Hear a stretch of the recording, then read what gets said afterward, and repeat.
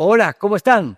Nos encontramos nuevamente para seguir estudiando Mateo, el Evangelio del Reino. Hemos visto en los videos anteriores cómo Mateo, en primer lugar, demuestra a través de la genealogía el derecho legal del Señor a ser reconocido como rey.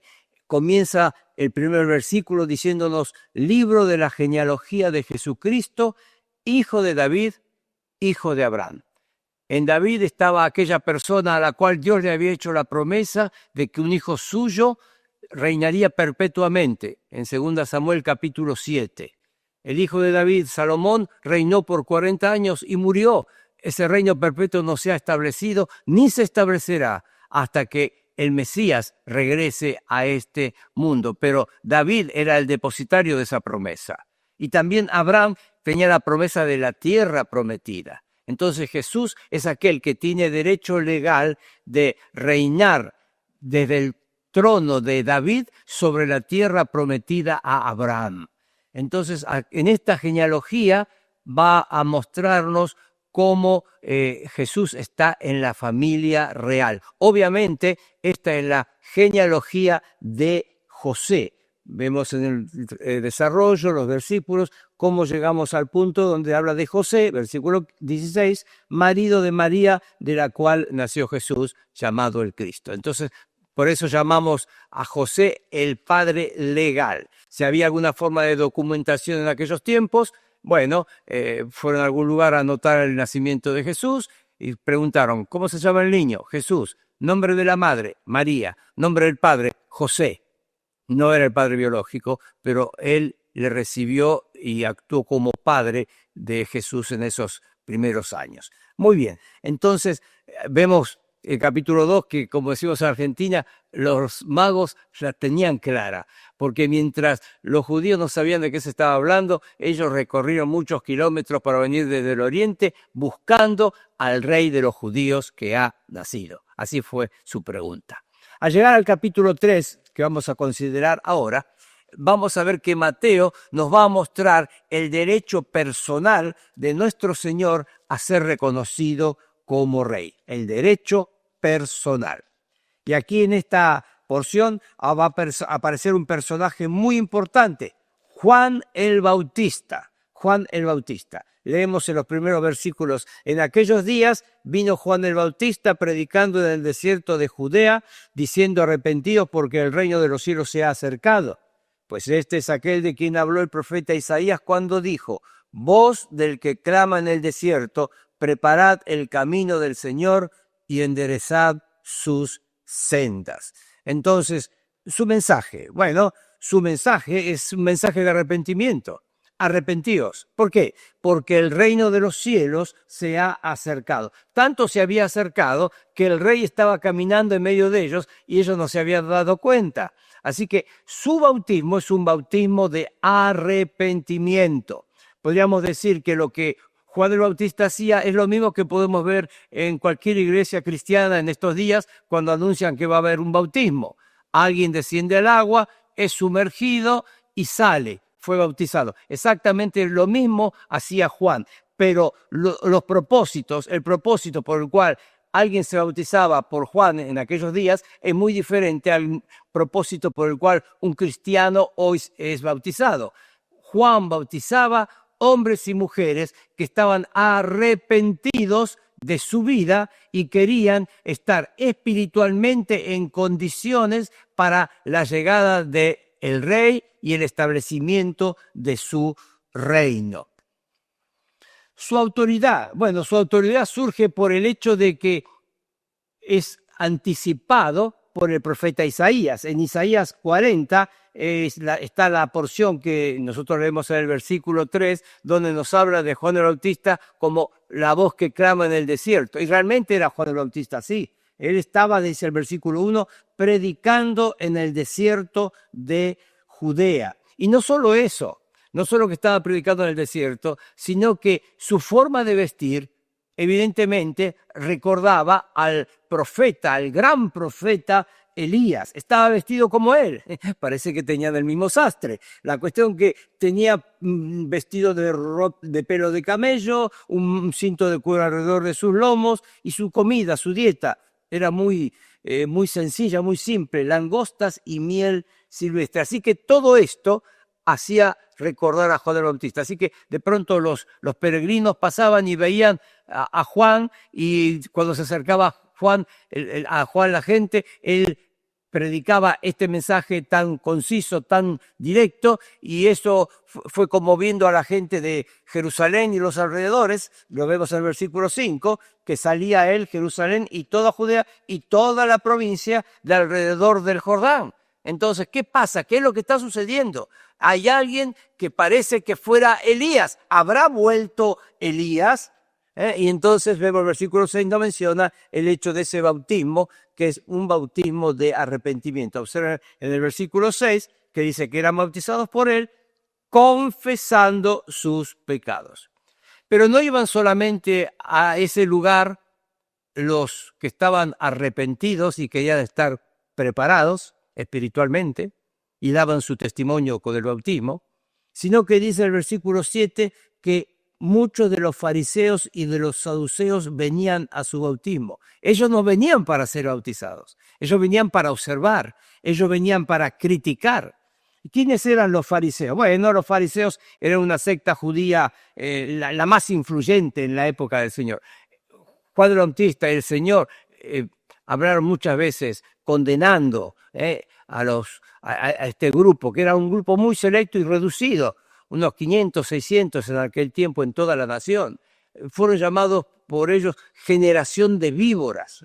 Así que eran hombres que eran muy estrictos en el cumplimiento de la ley, pero muy lejos en su corazón de lo que era el propósito de la ley. Ellos venían ahí a criticar, pero también estaban los saduceos. Los saduceos eran los seguidores de un rabino llamado Sadoc. Eran liberales, y más adelante en el Evangelio vamos a ver que ellos no creían en la resurrección, no creían en nada de lo que fuera sobrenatural, y este era un grupo que también estaba muy en conflicto con los fariseos, que eran tan literalistas, ¿no es cierto? Pero acá tiene un enemigo común, Juan el Bautista. ¿Qué pasa con este? La gente está comenzando a venir aquí para ser bautizados con él. ¿Quién os enseñó a oír de la ira venidera? Les dice Juan. Haced frutos dignos de arrepentimiento y no penséis decir dentro de vosotros mismos, a Abraham tenemos por padre. Bueno, ese es el gran problema de los judíos en aquel tiempo, ¿no es cierto? De alguna forma ellos pensaban que el hecho de ser descendientes de Abraham, aquel que había recibido la promesa de la tierra prometida, el hombre de fe que dejó todo y salió sin saber a dónde iba, simplemente dejándose guiar por Dios, ese hecho significaba que nada malo les podía pasar y que nunca podría haber una condenación para ellos. Entonces le dice, Dios puede levantar hijos a Abraham aún de estas piedras. Ese no es un buen argumento, dice Juan el Bautista. Y ya también el hacha está puesta a la raíz de los árboles, dice el versículo 10. Lo que está diciendo es, el juicio está cerca. El hacha ahí a la raíz como para cortar, como para talar un árbol. Por tanto, todo árbol que no da buen fruto es cortado y echado en el fuego. Yo la verdad os bautizo en agua, versículo 11, para arrepentimiento. Nuevamente recalca el propósito de su bautismo. Pero el que viene tras mí, cuyo calzado yo no soy digno de llevar, es más poderoso que yo. Él os bautizará en Espíritu Santo y fuego. Aquí se está refiriendo a dos bautismos que vendrían de una forma posterior. El bautismo del Espíritu Santo y el bautismo de fuego que se producirá en la segunda venida del Señor. Su aventador está en su mano. El aventador era algo así como una pala sobre la cual ellos juntaban el grano de trigo y la tiraban hacia arriba, y al tirar hacia arriba el viento sacaba todas las cascaritas que había alrededor de los granos y se las llevaba y volvía a la pala lo pesado, el grano. Entonces era una forma de separar lo bueno de lo malo. Ya está diciendo, el aventador está en su mano y limpiará su era, recogerá su trigo en el granero y quemará la paja en fuego que nunca se apagará. En este contexto, de pronto un día el Señor mismo se acerca a Juan para ser bautizado por él. Entonces Jesús, dice el versículo 13, vino de Galilea a Juan al Jordán para ser bautizado por él. Mas Juan se le oponía. ¿Por qué Juan se oponía? Porque su bautismo era un bautismo de arrepentimiento. Recuerden ustedes que hay un parentesco entre Juan el Bautista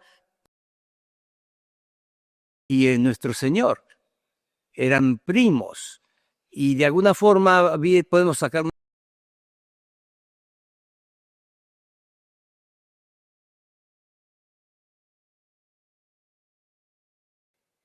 ¿Por qué Juan se oponía? Porque su bautismo era un bautismo de arrepentimiento. Recuerden ustedes que hay un parentesco entre Juan el Bautista y nuestro Señor. Eran primos. Y de alguna forma podemos sacar una cuenta de que Jesús era 6 meses menor que Juan. O sea, una diferencia mínima entre ellos. Sin embargo, en determinado momento, quizá le fue revelado por el Espíritu de Dios a Juan el Bautista, quién iba a ser ese personaje con el cual quizás siendo niño él estaba jugando. Porque un día él dijo, he aquí el Cordero de Dios que quita el pecado del mundo. Entonces, si él piensa que Jesús es aquel Cordero de Dios con poder para quitar el pecado del mundo, nunca él iba a querer bautizarle cuando su bautismo es un bautismo de arrepentimiento. Entonces, él se negaba a bautizarlo.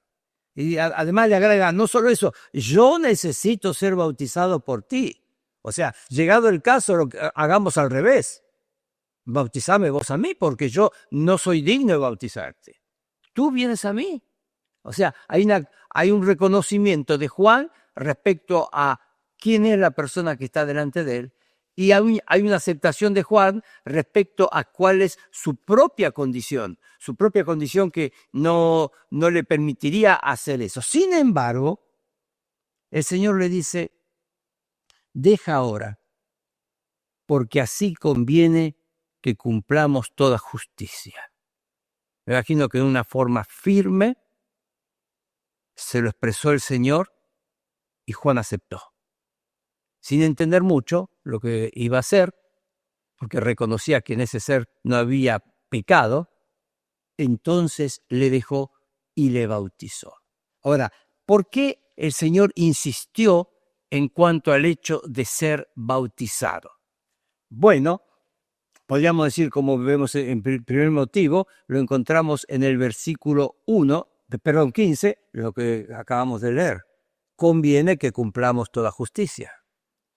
El mensaje de Dios a la nación en ese momento era, arrepentíos que el reino de los cielos se ha acercado. El mensaje era, prepárense para la llegada del reino de los cielos. Entre paréntesis, quizá podríamos hablar un poquito en cuanto al reino de los cielos.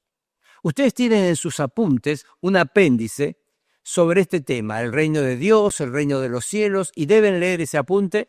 Obviamente yo por una cuestión de tiempo, y dado que ya tienen ese material en el apunte, no voy a mencionarlo, pero ustedes tienen que leer ese apunte. Pero unos pensamientos simplemente. Cuando hablamos del reino de los cielos, lo que estamos diciendo es que es el cumplimiento del pacto davídico. Ya mencionamos la promesa hecha por Jehová a David en 2 Samuel 7, 12 al 16.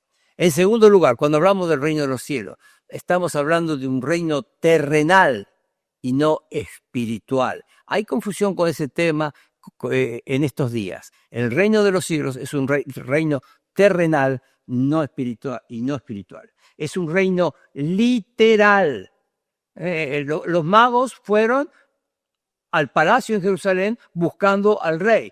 Cuando el reino de los cielos se establezca sobre la tierra, lo que estamos diciendo es, el cielo reinando sobre la tierra, cuando eso suceda, vamos a tener un lugar donde el rey estará reinando en una forma literal, no figurada. Entonces, no es correcto, como sucede en algunos círculos, hacer a la iglesia depositaria de las promesas hechas a Israel. Entonces, algunos piensan que a causa del rechazo que hizo Israel de su Mesías, en lugar de recibirle como rey, clamaron, crucifícale, crucifícale. Ese rechazo los dejó descartados del programa de Dios. En consecuencia, todo lo que falta cumplirse para Israel habrá de cumplirse en la iglesia. O sea, la iglesia depositaria de las promesas hechas a Israel todavía no cumplidas, y entonces uno ocupa el lugar del otro. Eso no es correcto. Cuando nosotros vamos a 1 Corintios, capítulo 10, versículo 32, hablando del tema de no ser causa de tropiezo, dice el versículo que acabo de mencionar: no seáis tropiezo ni a judíos, ni a gentiles, ni a la iglesia de Dios. Pablo está ahí diciendo que no hay que hacer tropiezo a nadie en toda la humanidad. ¿Y qué menciona? Judíos, gentiles y la iglesia de Dios. Esta primera carta de Pablo a los Corintios fue escrita mucho después del Evangelio de Mateo y mucho después de que estos acontecimientos sucedieran. Sin embargo, está todavía estos tres grupos representando toda la humanidad: los judíos, gentiles, es decir, aquellos que no conocen a Cristo y no son judíos, y está la iglesia, donde hay judíos y gentiles convertidos. Entonces, Dios tiene un programa para la iglesia que se habrá de cumplir. Sabemos el arrebatamiento en cualquier momento, tribunal de Cristo, las bodas del Cordero, segunda venida. Eso es el programa. Y hay un programa diferente para la nación de Israel, que tiene que ver tras el arrebatamiento con la tribulación y después la segunda venida de Cristo, la resurrección de los santos del Antiguo Testamento. Es un programa diferente. Ambos programas se van a cumplir, ambos programas están en vigencia, ¿no? Entonces, de esta predicación, Juan el Bautista comienza a bautizar gente que se está preparando. El Señor va, deja que cumplamos toda justicia. O sea, el plan, la voluntad de Dios era ver a todos los judíos siendo bautizados por Juan en señal de su arrepentimiento. También podríamos decir que era una señal de consagración.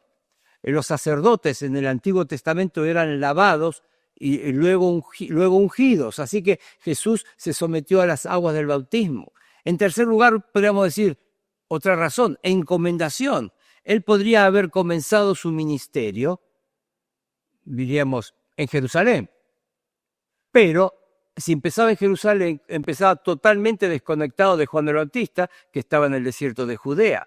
El hecho de que él va a ser bautizado por Juan antes de comenzar su ministerio está de alguna forma reconociendo el ministerio de Juan, aprobando el ministerio de Juan y conectando su ministerio con el ministerio de Juan el Bautista. Podemos recordar que varios de los futuros discípulos del Señor Jesús fueron en sus comienzos discípulos de Juan el Bautista. También podemos decir que es una proclamación en el sentido de ante la nación judía quién era Jesús, cuando vamos a ver el testimonio de Dios el Padre y Dios el Espíritu Santo más adelante. También una anticipación, el hecho de estar sumergido, quizá de alguna forma es un tipo del bautismo de sufrimientos que experimentaría nuestro Señor. Y quizá en último lugar, dando algunas razones, el hecho de la identificación. Nuestro Señor, siendo santo, puro, se identifica con el hombre pecador y es bautizado en la forma que cada uno de ellos debía hacerlo. Finalmente lo bautizó. ¿Y qué sucede? Dice el versículo 16, y Jesús, después que fue bautizado, subió luego del agua, y aquí los cielos le fueron abiertos, y vio al Espíritu de Dios que descendía como paloma y venía sobre él, y hubo una voz de los cielos que decía: este es mi Hijo amado, en quien tengo complacencia.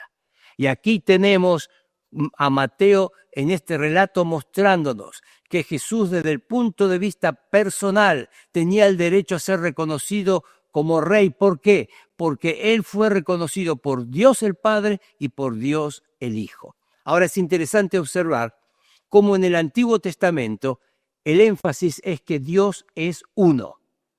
Dios es uno. Frente al paganismo de las naciones que rodeaban Israel, Dios, Jehová, es uno. Sin embargo, las Escrituras nos muestran señales de que ese Dios uno tiene algo de pluralidad en alguna forma, porque el nombre Elohim nos muestra eso. Cada palabra hebrea terminada en im es plural. Leemos que dijo Dios, hagamos al hombre, plural. Dios no es simplemente santo, Dios es 3 veces santo. Y aún podríamos pensar en Proverbios capítulo 30, versículo 4, dice, ¿quién subió al cielo y descendió? ¿Quién encerró los vientos en sus puños? ¿Quién ató las aguas en un paño? ¿Quién afirmó todos los términos de la tierra? ¿Cuál es su nombre? Y uno dice, Dios.